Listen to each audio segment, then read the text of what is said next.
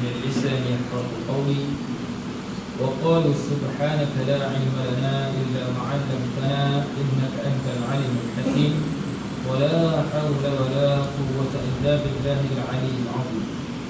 أما بعد, yang dimuliakan oleh Allah Subhanahu wa taala, Tuan Imam yang mengimami salat maghrib kita pada malam ini, juga merupakan sahabat dan bukan saya, Ustaz Samsul, sahabat-sahabat muslimin dan muslimat, terutama Allah, kasih Allah yang dimuliakan oleh Allah Subhanahu wa taala.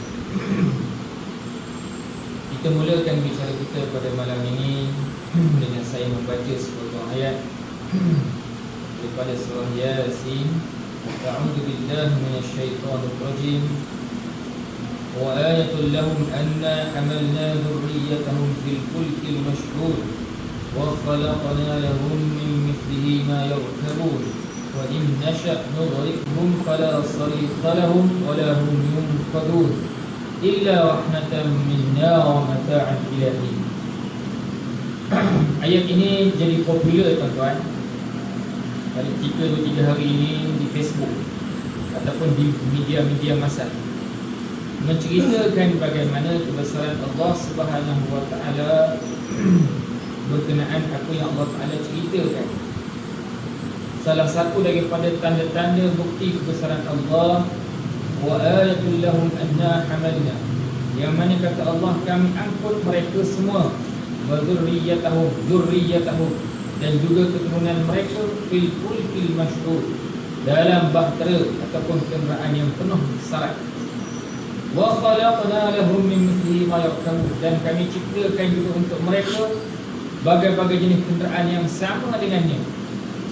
Wa in nasha' nughrikhum, jikalau kami nak ataupun kami kehendaki mereka ini nughrikhum, tenggelam, maka kami akan tenggelamkan mereka. Fala sarikha lahum, dan tak ada siapa yang boleh tolong mereka. Wala hum yunqadun, bahkan mereka pula tidak dapat diselamatkan. Illa rahmatan, kecuali kata Allah dengan rahmat Allah Subhanahu wa taala, wa mata'an ilahi, dan kami beri kesenangan hidup kepada mereka sehinggalah pada sampai satu masa yang ditetapkan. Sadaqallahul azim. Ayat ini cerita tuan-tuan berkenaan dengan perihal Allah Taala beri kita nikmat, ya, iaitu berbagai-bagai kenderaan yang pada mulanya Allah Taala cerita, ya, dalam kenderaan yang penuh syarat ataupun dalam bahtera ataupun kapal yang besar yang boleh memuatkan kita dan zuriat-zuriat kita dan orang yang lain.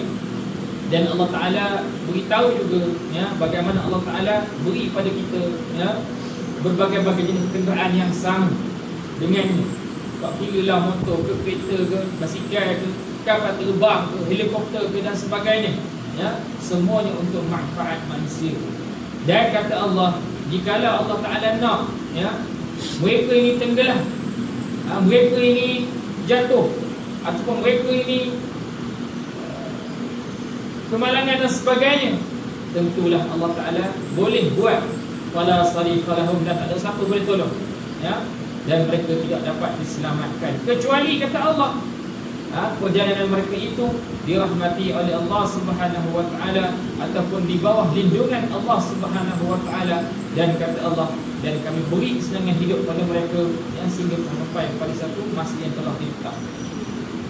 Jadi ayat ini dia ceritalah, ya, berkenaan dengan kapal terbang kita yang sedang terlepas, nak kata terlepas tak jemput, hilang entah ke mana daripada radar menara kawalan kita, yang kita tak tahulah ke mana mereka pergi ataupun apakah yang telah berlaku.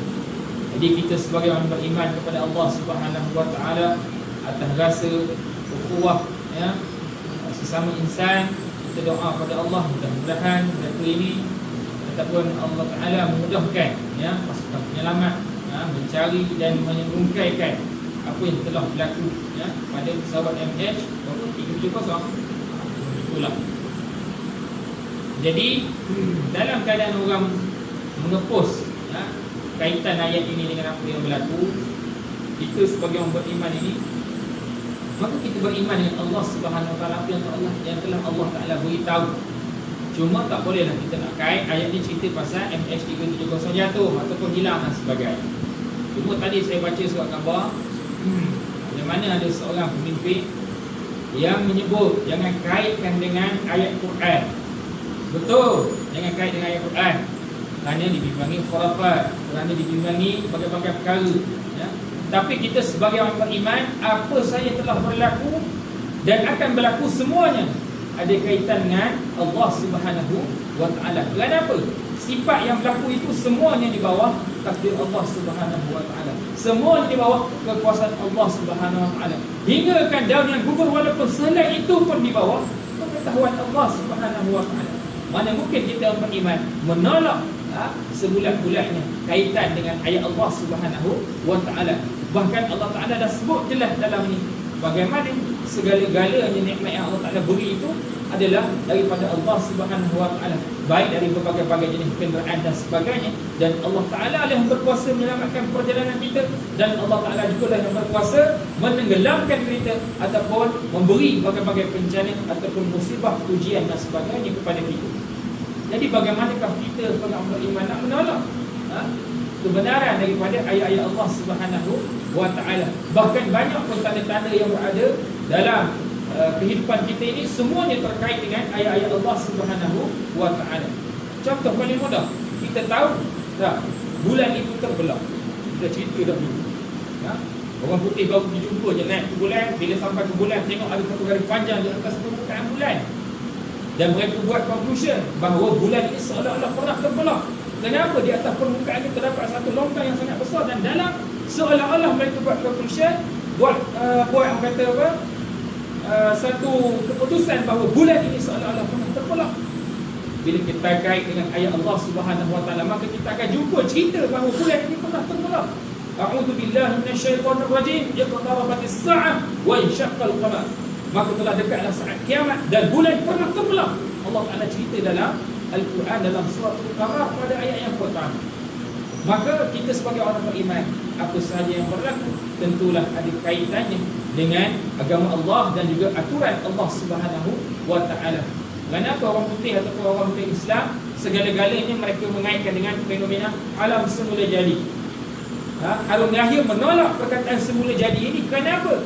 Alam ini tidak terjadi secara semula jadi. Semuanya terjadi kerana Allah Subhanahu wa taala. Mana mungkin ia terjadi secara semula jadi, dah bahkan segala yang berlaku baik fenomena alam dan sebagainya bukanlah ia terjadi kerana semula jadi dan kerana dirinya sendiri, tetapi hakikatnya adalah kerana Allah Subhanahu wa taala. Baik tsunami-nya, baik ributnya, baik hujannya, semuanya telah pun ditetapkan oleh Allah Subhanahu wa taala. Bahkan hujan yang turun kandungan itu pun telah ditetapkan oleh Allah Subhanahu wa taala, dan ada malaikat yang menjaga aturan tiap-tiap turunnya tetesan air hujan itu di atas permukaan bumi. Dan yang menghalang daripada turunnya hujan juga adalah daripada Allah Subhanahu wa taala. Dan banyak lagi ayat-ayat yang lain kalau kita nak cerita dalam surah Ar-Rahman. NASA buat kajian juga. Mereka jumpa satu bentuk nebular rose yang dipanggil, kumpulan rose mawar merah, hasil daripada pecahan ataupun planet-planet yang terpecah ini membentuk satu orang kata apa, kilauan minyak, seperti bila mana dipandang dalam kajian mereka terbentuk seperti mawar merah, nebular rose yang disebut. Rupa-rupanya nebular rose yang Allah Ta'ala sebut dalam Quran cerita berkenaan dengan keadaan bila berlakunya hari kiamat nanti. Fa idza insyaqqatis sama' fa kanat wardatan kadihan, kata Allah. Bila mana langit terpecah dan juga apa yang ada di langit itu terpecah, maka segala-galanya ataupun ia akan berbentuk seperti ros mawar merah, wardatan kadihan, yang berkilat, kata Allah Subhanahu wa taala. Nampak tak? Segala yang berlaku ini semuanya ada kaitannya dengan kekuasaan Allah Subhanahu wa taala. Jadi apa yang saya baca pada hari ini rasa sedih juga lah. Sebab tak boleh kait dengan kait yang betul. Mungkin maksud itu jangan kait ayat ini pada cerita MH370. Memanglah, takkanlah kita nak kait nombor ni sekian 370. Tapi kaitannya apa yang Allah Ta'ala cerita, selamat ataupun tak selamat perjalanan itu semuanya di bawah kekuasaan Allah Subhanahu wa taala, ya. Sebab tu bila kita nak memulakan perjalanan, terutama bila kita nak musafir jauh, ya, sunat kita sembahyang sunat musafir, sunat kita tinggal wasiat, sunat pula kita berdoa pada Allah, mudah-mudahan jalan kita diberkati oleh Allah dengan baca doa dan sebagainya, ya. Dan balik tu buat pergi surat sunat musafir dan sebagainya. Jadi itu, ya, supaya perjalanan kita itu, kalaupun itulah perjalanan terakhir kita, mudah-mudahan kalaupun kita mati di pertengahan jalan ataupun kita mati di perjalanan, mudah-mudahan, ya, Allah Ta'ala menerima kita dan meredai kita. Walaupun kita mati di perjalanan, sama ada aksiden dan sebagainya, walaupun kita minta jauh pada Allah, tuan-tuan, ya Allah, janganlah aku mati dalam keadaan, ya, aksiden dan sebagainya, kita minta jauh. Tetapi bukan cara mati itu yang penting, tapi bagaimana cara kita hidup dan bagaimana kita cara membelanjakan cara umur kita ataupun kita menggunakan umur kita untuk jalan Allah Subhanahu wa Ta'ala, ya. Itu sedikit respon lah. Kamu metro rasanya hari ni, tak silap saya, ya. Ini tak ada seorang gawai kenaan dengan, jangan kait dengan ayat Quran, pasal banyak cerita dalam Facebook kenaan dengan surah inilah, surah Yasin pada ayat 41 hingga 44, ya. Itu mukadimah. Berapa dah ni? Lepas itu ada 15 minit, insya-Allah. Jadi pada malam ini, tuan-tuan, insya-Allah kita akan menyambung hadis yang ke-9, al-hadis at-tasi', al-akhadhu bil yasir wa tarku at-ta'sir. أعوذ بالله من الشيطان الرجيم. عن أبي هريرة عبد الرحمن بن صخر رضي الله عنه قال سمعت رسول الله صلى الله عليه وسلم يقول ما نهيتكم عنه فاجتنبوه وما أمرتكم به فأتوا منه ما استطعتم فإنما أهلك الذين من قبلكم كثرة مسائلهم واختلافهم على أنبيائهم. رواه البخاري ومسلم. Ini hadis yang ke-9. Kita baru masuk hadis yang ke-9. Dalam Arab saya baca buku Arab lah, tuan-tuan, ya. Untuk puasan kita baca buku terjemah Melayu ni supaya mudah dan lebih cepat, insya-Allah. Tajuk yang kita nak baca pada malam ini berkenaan dengan hadis yang ke-9. Tajuknya mudah dan juga jangan menyusahkan. Maksudnya ambil yang mudah, ya. Cuma jangan ambil mudah-mudah. Dalam agama ni ambil yang mudah, yang memudahkan kita. Jangan ambil mudah-mudah. Itu beza. Ambil mudah-mudah ni kita ambil mana mudah-mudah je. Hak banyak menyenang ke kita, kita ambil. Hak yang susah tinggal-tinggal tu. Jangan, ya. Jadi maksud hadis ni secara kasarnya, ambil yang mudah dan tidak menyusahkan kita, ya. Maksudnya apa? Daripada Abi Hurairah Abdurrahman bin Sakhr radhiyallahu anhu qala sami'tu Rasulullah sallallahu alaihi wasallam yaqulu ma nahaitukum anhu. Aku mendengar Rasulullah sallallahu alaihi wasallam bersabda, dia kata sesuatu yang aku larang, kata Nabi, ya, sesuatu yang aku larang daripadanya, ya, ma nahaitukum anhu, sesuatu yang aku larang kamu melakukannya, maka hendaklah kamu jauhinya. Fajtanibu, maka hendaklah kamu jauhinya. Cara mudah kita faham, apa yang aku larang hendaklah kamu jauhinya dan jangan kamu buat, ha, benda yang aku larang itu. Wa ma amartukum bihi, dan kata Nabi lagi, dan apa yang aku perintahkan kepada kamu dengannya, fa'tu minhu, maka hendaklah kamu lakukannya, mastata'tum, sekadar apa yang kamu mampu ataupun sekadar kemampuan kamu.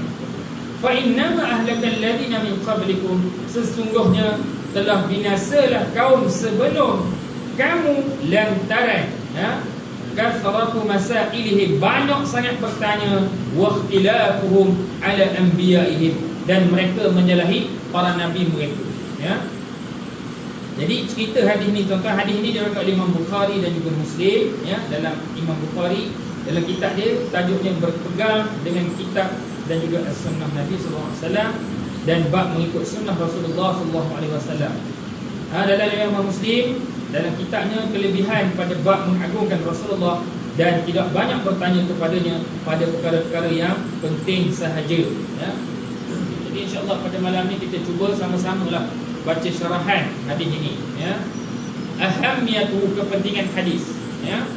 Laqad dzukira ulama, ya, telah berkata para ulama, anna hadzal hadis, sesungguhnya hadis ini zu ahamiyah, sangatlah penting, dan jelas mempunyai banyak faedah, sehingga mereka menjadikan hadis ini sebagai hadis yang sewajarnya dihafal dan dikaji.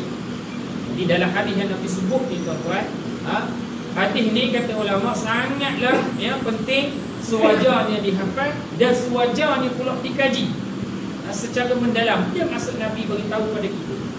Sehinggalah ulama mengeluarkan beberapa kaedah daripada hadis ini, kaedah-kaedah fiqh yang membentuk kepada kaedah-kaedah fiqh. Imam Nawawi telah menyatakan dalam Syarah Muslim ketika membincangkan tentang hadis ini bahawa ini adalah antara asas Islam yang penting dan di antara jawami'ul kalim ataupun kalimah yang ringkas tetapi mengandungi makna yang luas. Kalimahnya ringkas aja kalau kita baca tadi. Ya, Nabi sebut manahitukum anhu fajtanibu. Dia aku larang kamu naklah jauhinya. Wa ma amartukum dia aku suruh fa'tu minhu. Naklah kamu buat mastata'tum sekadar yang kamu mampu. Itu kata Nabi. Dan jangan banyak-banyak tanya sangat. Ya, benda yang tidak penting. Lebih kurang itulah maksud cerdasan. Tetapi hadis ini rupa-rupanya kata Imam Nawawi, ya, walaupun dia ringkas tapi mengandungi makna yang sangat luas yang diberikan oleh Allah kepada Rasulullah sallallahu alaihi wasallam. Sebab apa tuan-tuan? Nabi ni dia tak cakap sekadar ikut nafsu dia.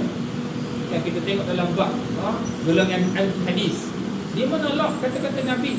Sehingga kadang-kadang sampai 40% kami tolak, 60% kami tolak. Pasal apa? Nabi ni lagu macam orang biasa. Nabi ni tak lebih pada manusia biasa je. Kadang-kadang ada masa dia cakap lagu macam kita, contoh kan? Tapi kita yang beriman kepada Allah, bahkan kalaulah kata mereka ni beriman kepada kitab sekalipun, tentulah mereka tidak akan menolak Nabi sallallahu alaihi wasallam. Kerana apa? Allah Taala sebut dalam Quran, "Wa ma yantiqu 'anil hawa in huwa illa wahyu yuha." Nabi ni dia tak cakap ikut hawa nafsu dia. Semuanya melainkan illa wahyu yuha. Semuanya melainkan apa yang telah diwahyukan oleh Allah kepada dia. Jadi macam mana kita nak kata kita nak tolak Nabi? Kita nak pegang Quran je. Maknanya benda ni ternyata lah salah, sesat dan menyesatkan. Ya. Sebab apa? Nabi sendiri tuan-tuan dalam bab golongan anti hadis, Nabi pernah cerita dah pada zaman Nabi SAW dalam satu hadis, ya, daripada Miqdam bin Ma'dakaribah radhiyallahu anhu berkata bahawasanya Rasulullah SAW bersabda, hampir tiba satu masa di mana seorang lelaki yang duduk bersandar di atas katilnya, lalu disampaikan orang kepadanya sebuah hadis daripada hadis-hadisku. Lalu dia berkata, pegangan kami dan kamu hanyalah kitab Allah. Ini kononnya golongan yang menolak hadis Nabi ni. Dia kata, pegangan aku dan pegangan kamu hanyalah kitab Allah. Dia kata, ya, yakni Quran sahaja.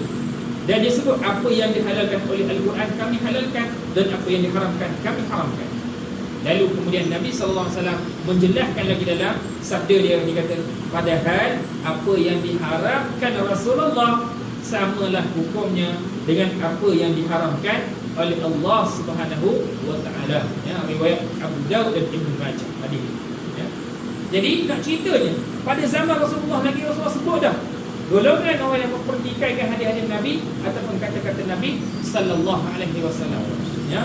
Jadi tak bolehlah sampai kepada hari ini, sampai kepada kita, ya.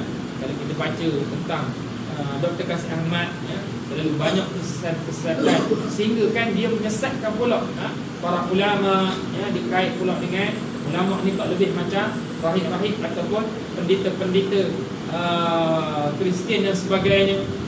Dan disebut pula imam-imam empat mazhab termasuk Imam Syafi'i, Imam Maliki, Imam Bali ni tak betul belaka, sesat dan sebagainya.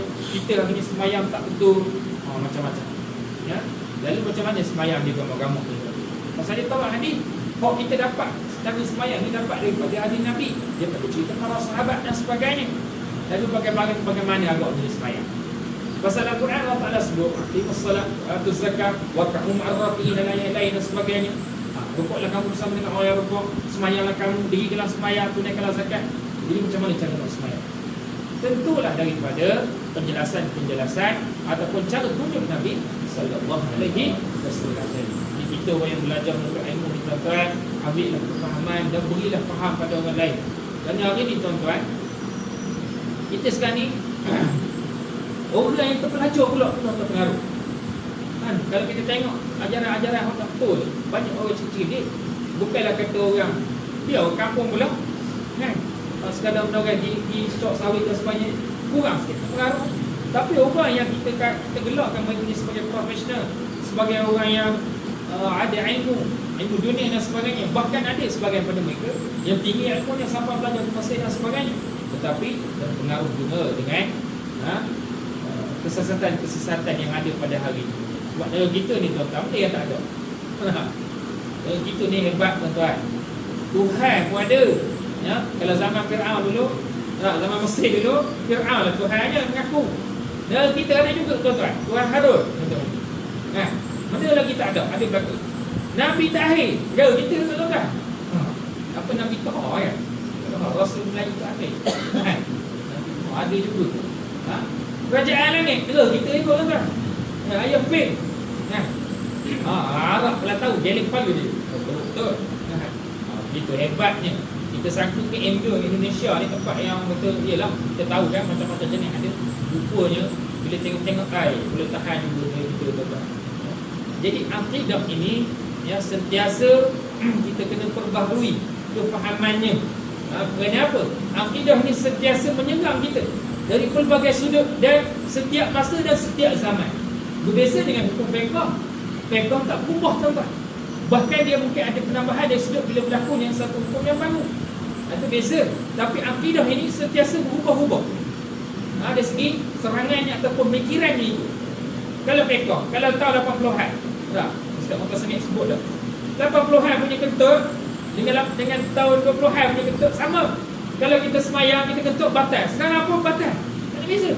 Tapi akidah ini sentiasa menyerang dan tipu kepada berbagai aliran. Kalau zaman kita belajar kecil-kecil dulu, mungkin kita belajarlah bab Qadariyah, bab Jabariyah, bab Mu'tazilah, bab Syiah dan sebagainya. Aliran-aliran pemikiran ini yang merosakkan pemikiran akidah Ahlussunnah wal Jamaah. Lepas tu masuk zaman selepas penjajah, serangan-serangan nasionalisme, serangan-serangan sekularisme, menyerang berbagai yang menolak agama, yang memecahkan agama daripada pemerintahan dan sebagainya. Masuk zaman abad yang lebih terkemudian ini, kita dibedahkan dengan ancaman-ancaman pluralisme, liberalisme dan banyak isma-isma yang lain yang menyerang kita.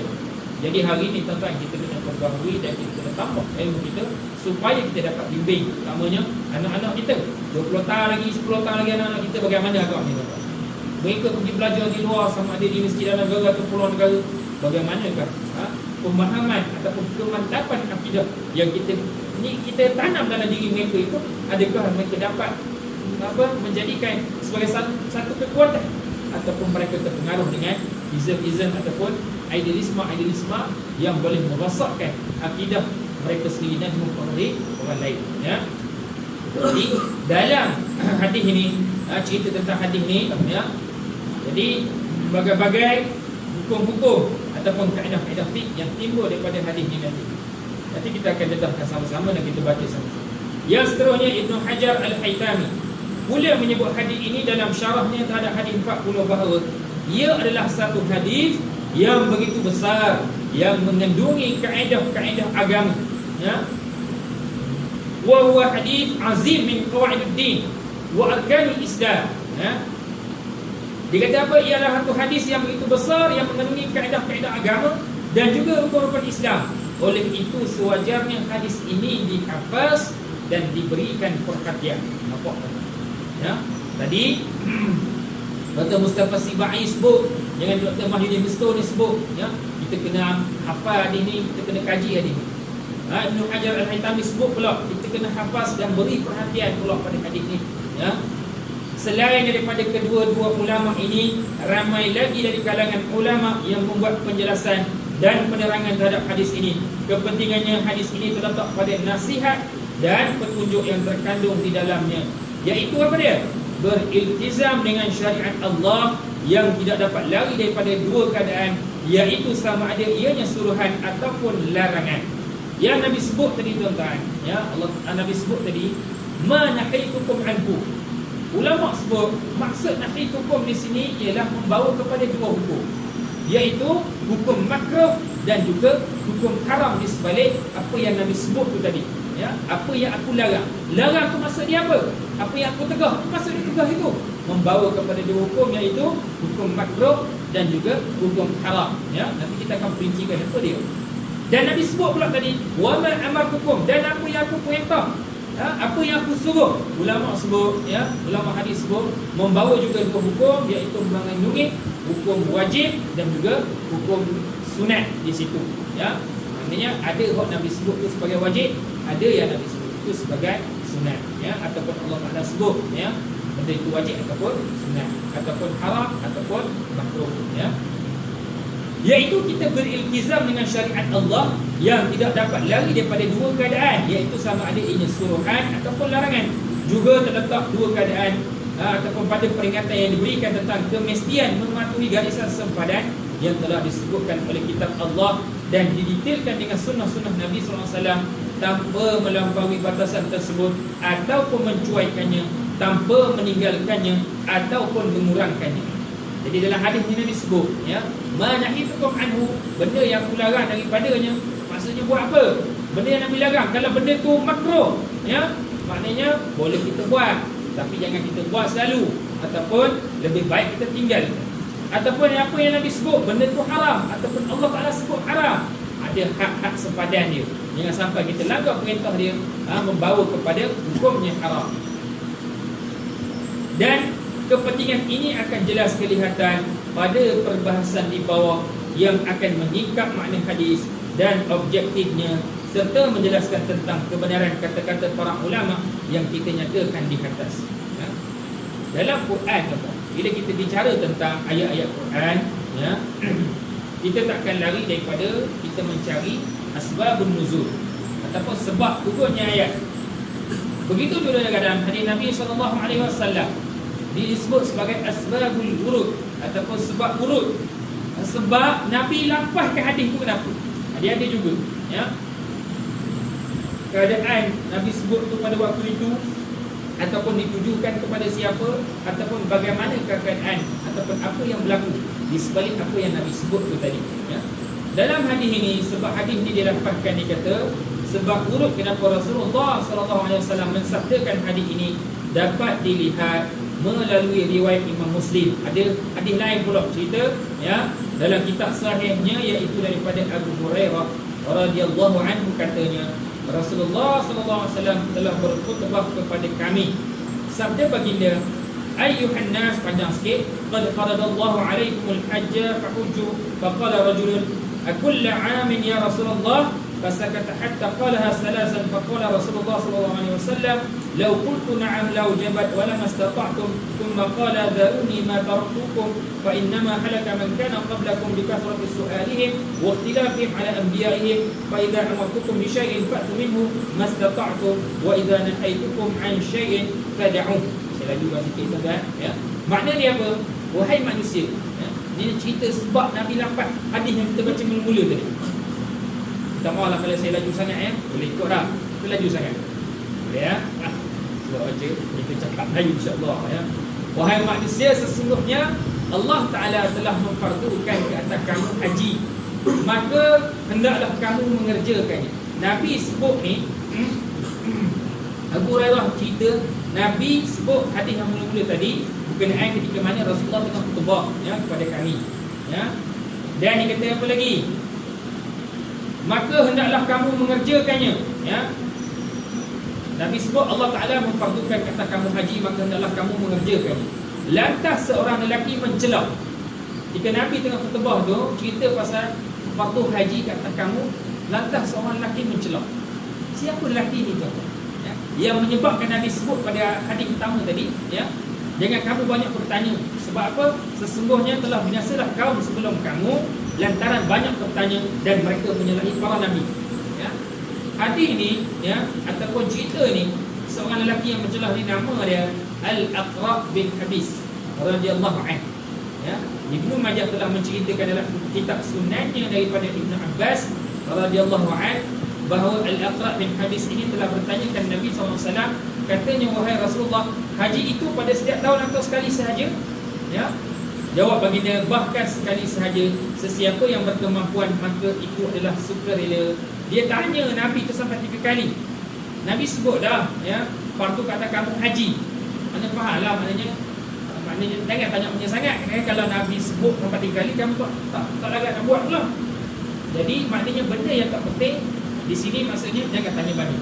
Maknanya faham apa yang Nabi sebut, faham dan dengar, lalu baginda diam. Sehingga lelaki tersebut mengulanginya sebanyak 3 kali. 3 kali ditanya. Ya. Lalu Rasulullah menjawab, kalau aku mengatakan ya, nescaya wajiblah ia, dan kamu sekali-kali tidak akan mampu melaksanakan. Kalau Nabi kata 3 kali setiap tahun, kita kena buat 3 kali, nescaya kamu tak mampu buat. Nah, ya. Kemudian baginda bersabda lagi, biarkanlah aku dengan apa yang aku tinggalkan kepada kamu. Ya, Nabi sebut dah tadi. Ya, maknanya kefarduan kata kamu haji. Maknanya seolah-olah benda itu tak perlulah dibuat banyak-banyak kali. Sekali cukup memadai kamu menjalankan haji dalam seumur hidup kamu. Ya. Dan baginda sebut lagi, ya, sesungguhnya telah binasa kaum yang terdahulu daripada kamu disebabkan mereka banyak bertanya dan menyalahi para nabi mereka. Apabila aku memerintahkan kamu dengan sesuatu, maka lakukanlah ia sekadar kemampuan kamu.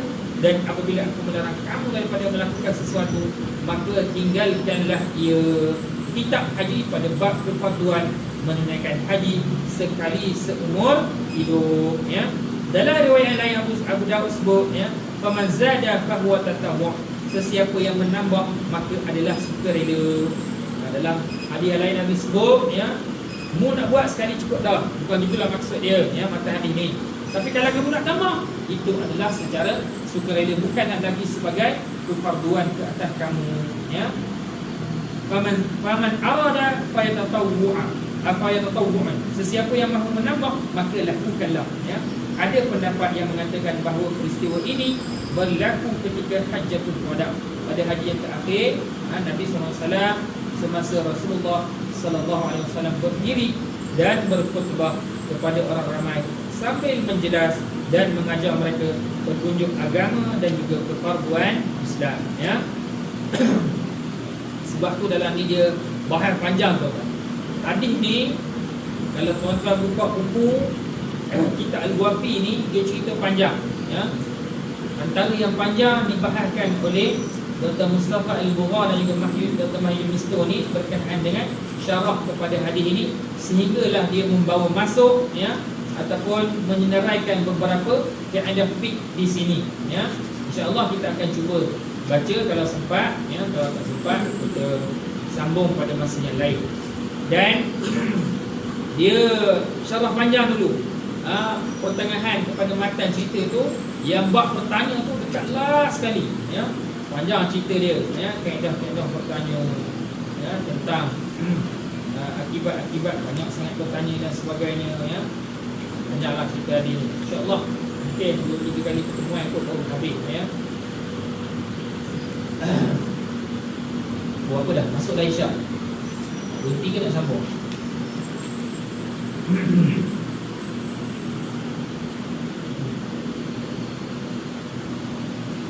Kita ambil sikit, boleh? Ya.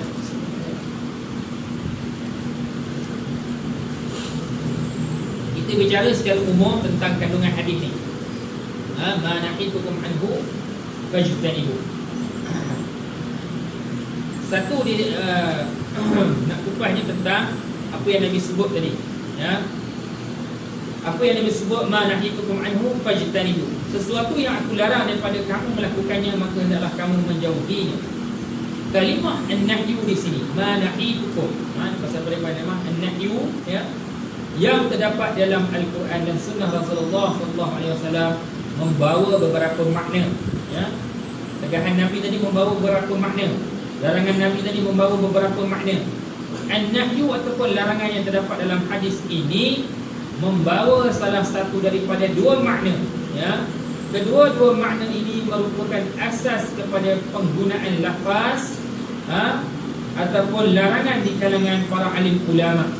Kedua-dua makna tersebut, ya, kedua-dua makna tersebut ialah makruh dan haram. Wa huma at-tahrim wal karahah. Jadi kedua-dua makna pada lafaz an-nahyu itu membawa kepada makna makruh dan juga haram, ya. Yang pertama, larangan haram. Apa maksudnya? Di sana terdapat beberapa bentuk tindakan yang dilarang oleh Allah Subhanahu wa taala melalui lidah Rasulullah sallallahu alaihi wasallam. dan terdapat dalil yang menunjukkan bahawa larangan tersebut membawa makna haram. Ini bermakna orang yang mukallaf ataupun orang yang mukallaf haram melakukan apa yang dilarang. Sekiranya dilakukan juga, maka dia dihukum dengan hukuman yang telah ditentukan oleh syarak di dunia maupun di akhirat. Maknanya apa sahaja larangan, baik larangan Al-Quran, larangan Allah dan juga larangan Nabi, bila mana orang yang mukallaf melakukan perkara-perkara yang haram, maka dia akan dihukum dengan hukuman yang telah ditentukan oleh syarak sama ada dunia maupun di akhirat. Katalah dia melakukan apa? Minum arak, maka dia boleh diambil tindakan kerana arak itu haram hukumnya dan boleh disabitkan dengan hukuman-hukuman yang setimpal. Kalau dalam pemerintahan Islam yang menjalankan undang-undang hudud, maka dia boleh di bawah ataupun dimasukkan ataupun diletakkan di bawah hukuman hudud. Kalau dia mencuri kerana suka-suka nak curi ataupun kerana nak tambah buat lebihan duit dan sebagainya, maka dia boleh diambil tindakan di bawah jenayah hukuman hudud. Ataupun kalaulah dia merampak, menyamar secara bersenjata, maka dia juga boleh dikenakan bawah hukuman jenayah hudud dan sebagainya. Jadi maknanya jelas apa yang Nabi sebut, yang Nabi larang, Allah Ta'ala larang, jelas. Maknanya jangan buat dan jangan lakukan. Contoh larangan yang haram, tegahan daripada berzina. Berzina juga termasuk daripada hukuman hudud. Minum arak, hukuman hudud. Makan riba, mencuri, membunuh jiwa tanpa kebenaran syarak, mendedahkan aurat, wanita yang menunjukkan perhiasan di hadapan lelaki ajnabi, berdusta, menipu, rasuah, melumpat, mengadu domba, menyebarkan kerosakan dan yang seumpamanya, yang mana tegahan tersebut terdapat dalam syariat Allah dan dituntut supaya meninggalkannya secara wajib dan mesti.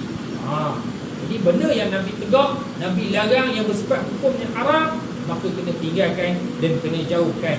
Jika sekiranya laku ataupun membuatnya ataupun melakukannya, maka mereka ini boleh dikenakan dengan hukuman syarak baik di dunia maupun di akhirat. Tegahan-tegahan seperti inilah mestilah ditinggalkan semuanya, sama ada kecil ataupun besar. Tidak harus bagi seorang mukallaf melakukan sesuatu pun daripada perkara ini, kecuali apabila dia melakukannya kerana darurat. Kecuali kerana darurat, berdasarkan kepada garis panduan dan syarat yang telah diterangkan oleh syariat Allah Subhanahu wa taala. Contoh darurat apa dia? Contoh darurat. Kita contoh darurat. Contohnya masuk dalam hutan lah kata contoh, tak ada benda dah makanan. Nak makan hutan bakar contohnya. Yang adanya binatang pula halal, ataupun yang adanya bangkai sahaja.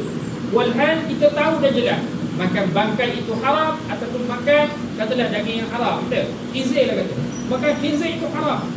Tetapi dalam keadaan haram itu ataupun dalam keadaan darurat itu boleh menjadi harus bila mana berlaku dalam keadaan darurat. Ad-darurat tubihul mahzurat.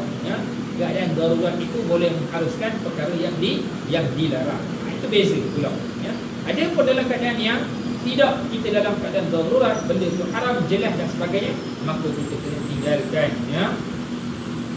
Larangan makruh, sikit lagi sebelum kita berhenti mengisyak ni, kadang-kadang dinamakan sebagai larangan tanzih, iaitu Allah Subhanahu wa taala melarang daripada melakukan beberapa tindakan, tetapi terdapat dalil yang menunjukkan bahawa larangan tersebut membawa maknanya makruh, bukannya haram. Ini bermaksud seseorang mukallaf tidak diharamkan melakukan perbuatan yang dilarang itu, sekiranya dilakukannya juga maka dia tidak dihukum. Jadi benda-benda yang makruh sifatnya tidak kena hukuman kepada dia, dan kalaupun dia lakukan maka dia tidak dihukum dan tidak pula berdosa. Contohnya ialah larangan daripada memakan bawang besar contohnya, ataupun bawang putih yang mentah yang tidak dimasak kepada sesiapa yang akan melakukan solat Jumaat ataupun berjamaah. Ini jadi Nabi sebutlah di dia, larang makan bawang besar. Itu suasana di Arab. Kalau kita, kalau suasana sini makan jerit, makan kedah contohnya, makan apa, makan petai, makan durian. Sebelum nak pergi masjid ni makan durian. Masa sembahyang tunggang tunggik tu biasalah, dia banyak kuat.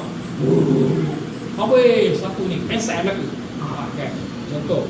Jadi larangan ini bersifat makruh kalau pun nak buat juga nak makan juga, ya. Kalau tak makan ustaz, tak khusyuk sembahyang sekarang. Makanlah contohnya. Tapi hukumnya membawa kepada makruh. Walaupun dia makan tidaklah dikenakan hukuman, ya.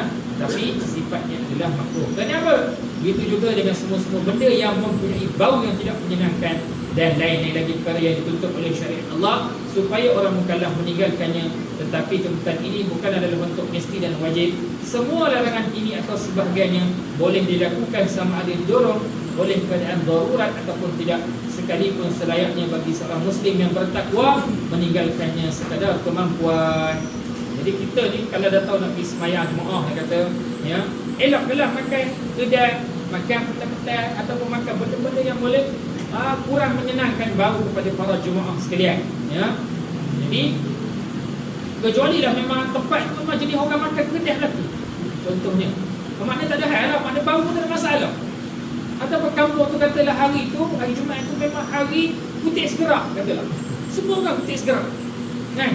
Dalam keadaan itu maka haruslah bagi semua kutik segera. Contohnya memang kalau bau pun tak ada masalah. Pasal apa? Bau pun semua salah. Jadi saja tiap-tiap hari kutik segera, jaga aku semayang kau pegang kuat-kuat.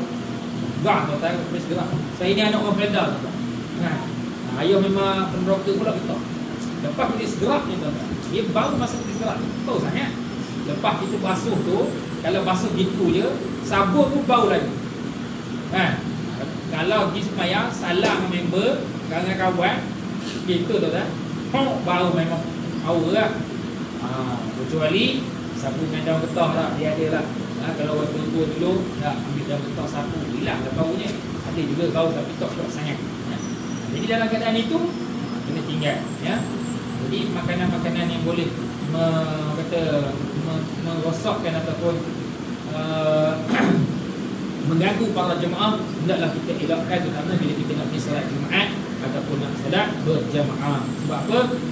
Kata ngarampu ini, ya, selayaknya bagi kita seorang muslim ini meninggalkannya, ya, sekadar kemampuan kita, ya. Kecuali lah kalau tak makan kedah tu, kata tak dapat tenaga. Memang kalau tak dalam keadaan itu diharapkanlah dia. Pasal apa? Itulah tenaga dia makan petang contohnya. Ya. Jadi insya-Allah pada itulah sekadarnya pada malam ini. Insya-Allah pada minggu hadapan, bulan hadapan kita akan menyambung, ya, kandungan hadis ini pada tajuk ataupun masuk sedikit kaedah-kaedah fiqh, tuan-tuan.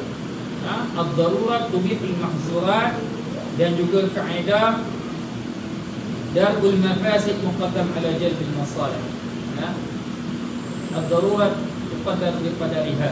Ya, sedikit perbahasan mengenai kaedah-kaedah qawaid fiqhiyah, ya, kaedah-kaedah fiqh, ya.